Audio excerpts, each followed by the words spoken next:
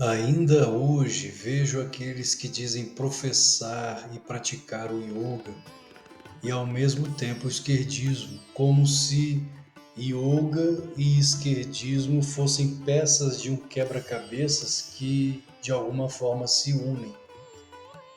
Eu não vejo como, confesso que não tem como isso ocorrer, porque yoga e esquerdismo, marxismo, incluindo aqui não somente o esquerdismo marxista russo, ou chinês, ou gramscismo, ou outros ismos cuja origem seja marxista, ou o progressismo, globalismo dos metacapitalistas, nada tem a ver com yoga. Nada. Não com o verdadeiro yoga. Mas tem muito a ver com o Boga, como já falei em vídeos anteriores. Com o Boga, sim. Porque o Boga é justamente a inversão dos valores e a submissão às trevas. Neste caso, a esquerda ela se casa sim com o Boga, mas não com o Yoga. Com o Yoga não. Por quê? Porque o Yoga é a união com Deus. O esquerdismo, em qualquer uma de suas vertentes, é a união com a ilusão, com a mentira, com Maya, a Paraprakriti, aquilo que no cristianismo é chamado de Satã. Então, yoga e esquerdismo não se casam, assim como a água não se mistura com o óleo. É impossível. As próprias ideias de karma e reencarnação não coadunam com, com o que os pretensos marxistas dizem buscar, que é a igualdade, a quebra da hierarquia, que na verdade é uma grande mentira. Eles não buscam igualdade nenhuma, eles buscam uma hierarquia na qual os líderes permanecem na opulência total, no luxo total, servidos por aqueles que estão abaixo dessa pirâmide, e só há o topo, não é nem mesmo uma pirâmide perfeita, na verdade é o topo. Lá o topo, os líderes ditadores, porque em todas as nações onde o comunismo, o socialismo se infiltrou, com o passar do tempo, o que ocorre é exatamente isso que está ocorrendo na Venezuela, com o amigo de Lula, o ditador amigo de Lula, não é, que inclusive estão querendo colocá-lo como um bolsonarista.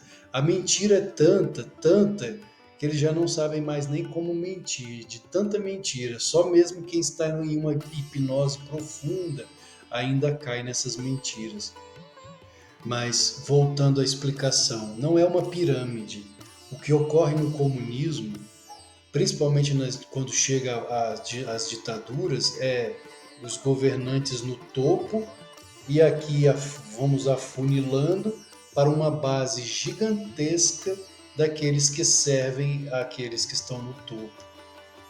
Ou seja, de escravizados, de verdadeiros oprimidos. Aí sim nós temos a opressão perfeita, total, em que não há liberdade de expressão, não há liberdade de ir e vir, não há liberdade religiosa, não há liberdade de nada.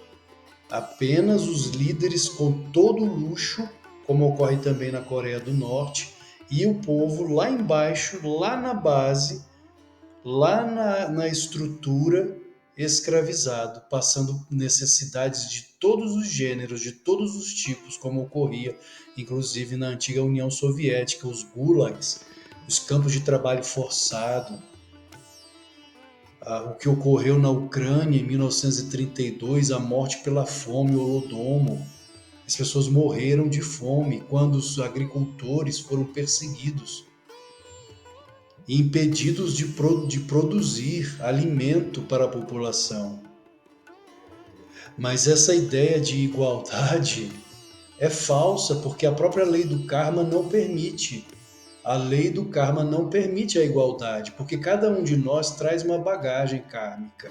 Isso não significa que devemos ficar de braços cruzados e não lutar para melhorarmos nossas vidas em sentido kármico. Nós temos a obrigação dármica de lutar para que o nosso mau karma seja dissolvido, transmutado por meio de karma yoga, servindo ao próximo, ajudando aos outros, nós diminuímos a nossa bagagem kármica.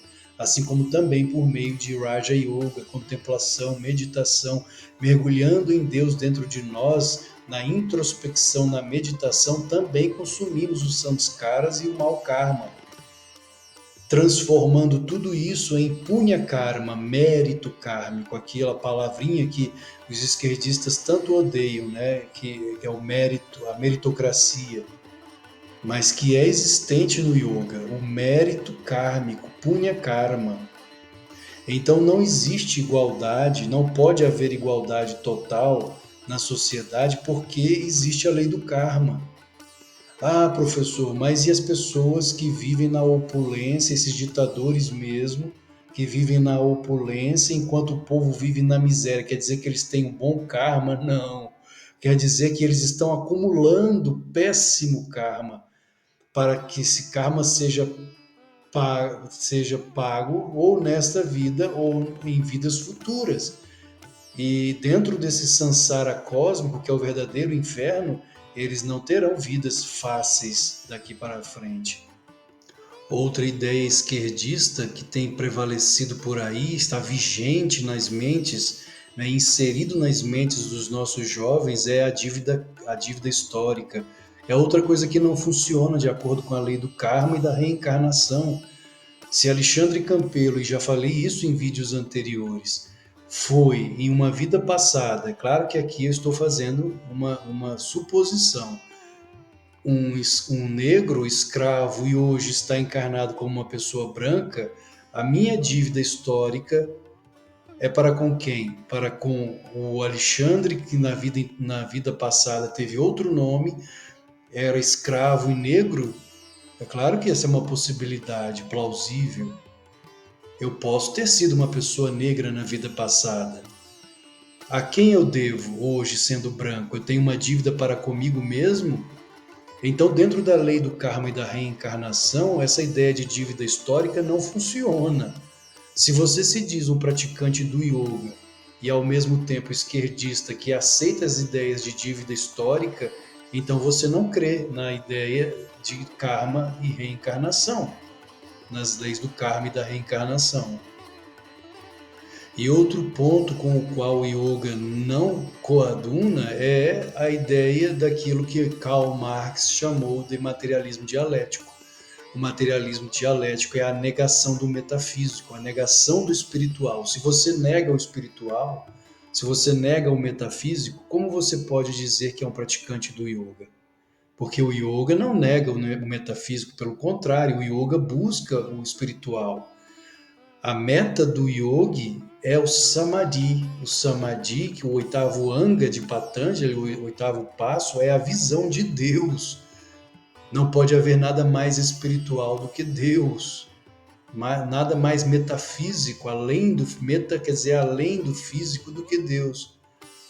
Então, se você se diz um esquerdista, se você adora as ideias do esquerdismo e do yoga ao mesmo tempo, você está em uma espécie de contradição filosófica e uma espécie quase de esquizofrenia. Porque você coloca como se encaixassem duas ideias, duas formas de pensamento totalmente antagônicas. Como querer unir a água com o óleo. Não funciona.